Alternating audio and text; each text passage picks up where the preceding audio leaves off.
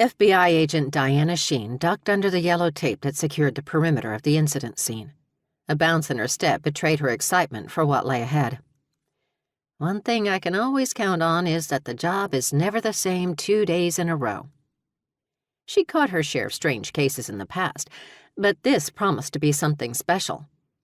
Magic is the ultimate wild card. When a blue-clad patrol officer maintaining the outer perimeter moved toward her, she held up her ID and kept walking. She was often mistaken for a civilian. Her youthful looks and only slightly below-average height caused others to chronically underestimate her.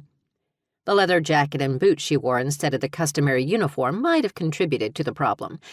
She would acknowledge this to herself on a regular basis, but would usually shrug it off. Hey, I've got to be me. Diana's target was about 30 feet ahead and near a V formed by 2 police cars. A gaggle of concerned people in suits peered at what looked like large sheets of paper spread out on the car hoods. Bystanders asked questions, and uniformed officers yelled answers in the crisp autumn breeze. Unfortunately, said breeze wouldn't stop blowing her long black hair into her face. She'd been a mile away, finishing up a guest speaking session with the local university's intelligence and security program when the call came in. The darkly gorgeous Gothic structure that loomed ahead was illuminated by replicas of 19th-century oil lamps that dotted its facade. A trip to the Antiquities Museum had been in her plans for months, but this wasn't quite how she'd pictured it. An afternoon outing, maybe a nice dinner after with someone interesting, but definitely not this. Diana veered over the grass to intercept a tall man in an off-the-rack suit.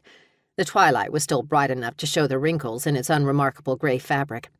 His tie was purple and his shirt crisp and white. His whole ensemble screamed official. So, naturally, she greeted him with a grin and a raised fist. "Rodriguez, fancy meeting you here." He returned the smile and bumped her fist familiarly as he fell in beside her. "Sheen, what are the odds?" "I was at the U. You?" "Physical therapy at the University Med Center." He gestured vaguely over his shoulder toward the tall institutional office building that marked a corner of the campus. The life of a Washington, D.C. FBI agent was full of potential for injury. She grimaced and couldn't remember a single time when the whole office was simultaneously healthy. "Do you know anything more?"